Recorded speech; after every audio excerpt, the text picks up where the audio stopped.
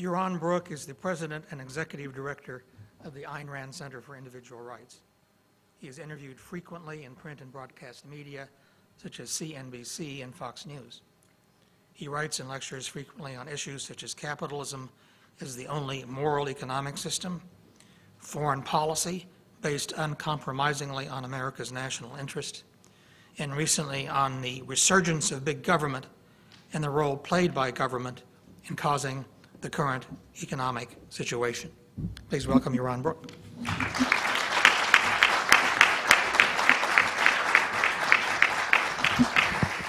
Thank you, Richard, and thank you for putting on this event.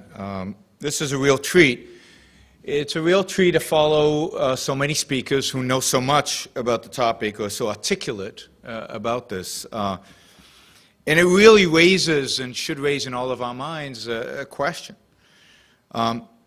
If this is so simple, and it all sounds really simple, we have the best health care in the world today in the United States. In spite of so much government intervention, we have the best health care system, and that's been, previous speakers have spoken. We have the most innovative health care system in the world today. We've got solutions on how to make it much, much better. We've got solutions on how to make it freer, how to increase accessibility, how to reduce costs, how to increase innovation, how to increase technology, make that technology cheaper. We've heard that. Reality, the facts of reality are all on our side. The other side has nothing to go on. We've heard the history. We've heard about the benefits that HSAs provide and the benefits of the drug industry and just generally the innovative spirit of this country. So we have to ask a question, and the question is, if reality's on our side, if we have defenders, if we have spokesmen out there defending free market health care, then why are we losing? And I'm not just talking about losing this particular battle that we're fighting right now, because I don't know if we'll lose it. We might win it in the sense that this might be defeated. I certainly hope that this is defeated. But it seems to me that we're losing the long-term battle. That, yes, we might defeat this particular bill, but then there'll be something more narrow, or Republicans will get elected, and they'll pass something like they did with Medicare. And, this freedom in healthcare has just been chipped away, slowly chipping away at it for decades, as we heard from Dr. Storino, and there's no reason to believe that that is going to change. So what's going on here? All the involvement of government so far in healthcare has only led to worse healthcare. All government intervention in healthcare has only led to less innovation, less progress. And unfortunately, we don't have that parallel universe where we could show all the wonderful progress we would have made in healthcare if not for the massive government intervention. But we can project from the success where freedom actually exists. And I think it's, the example, the comparison of the United States to Europe I think is a wonderful comparison. We truly do subsidize all the innovation that's going on in medicine around the world. Why are we losing? Why do we continue to be defeated? What is it that the other side is really after? Because, again, the facts are on our side. And I agree with Dr. Storino. We really need to diagnose this problem.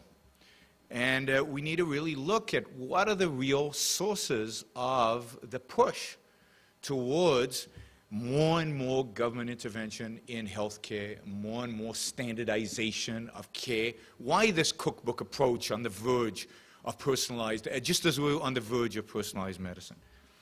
And I would argue that the intellectuals who are leading the battle against free market healthcare are not interested in the quality of healthcare that we receive.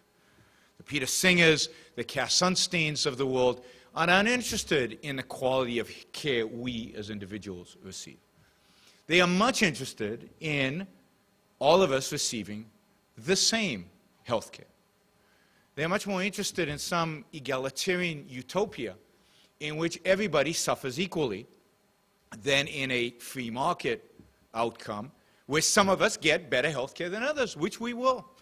Some of us drive Lexuses and others drive, cheap There are no Yugos anymore, but, you know, cheap cars from Korea that are pretty good. But that's the point. They're pretty good, but they're not equal.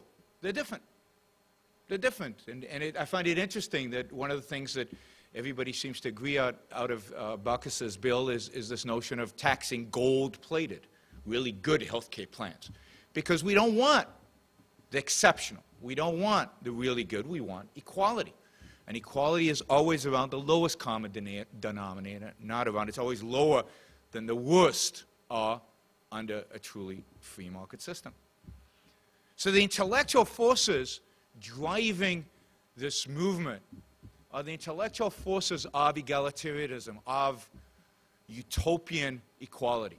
That is what they believe in, and if you read their material, that is what they advocate. But you can't sell egalitarianism to the American people. The American people are not egalitarians by their nature. The American people don't buy those arguments. So how do they get it past us? How do they get American people to buy in to these programs?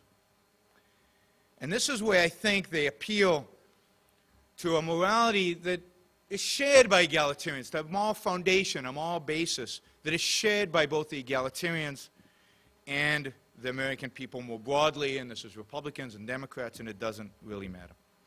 We have developed in this country the idea of a morality of need. Somebody's needy, somebody's suffering, somebody's hurting, presents a moral claim against the rest of us. Because they need something, we morally must provide it. And if we don't do it voluntarily, then it's the job of government to force us to be good people and provide it to them. So if there's a small pockets of populations of poor people that can't afford health care and can't afford Medicare and they're suffering, and there's just not enough charity to take care of them, their health care is not rising to the level of the best gold-plated insurance policies, then we need to establish Medicaid. And nobody's going to fight against that because, after all, these people are really, really suffering and they really, really need this. So who's going to challenge that? And nobody does. And then there's old people. Well, some old people are obviously not getting the kind of health care treatment as wealthier old people are getting. It's just not the same. And some of them, and you can always find a few examples, and then they'll probably be the ones standing up at one of those presidential addresses where they like to pick on particular people. Somebody is suffering. Somebody is needy. Somebody's really hurting. And all of us immediately feel for that somebody, and they want to pass a bill to help that somebody, and we'll have to pay just a little bit more taxes in order to help them, and we're obviously not giving enough charity to help them, so, okay. That's how you get Medicare. And today, there are 45 million Americans without insurance, and some of them are really hurting and suffering, and you can see the same story over and over again. Need is the standard. That is what is moral. That is what is right.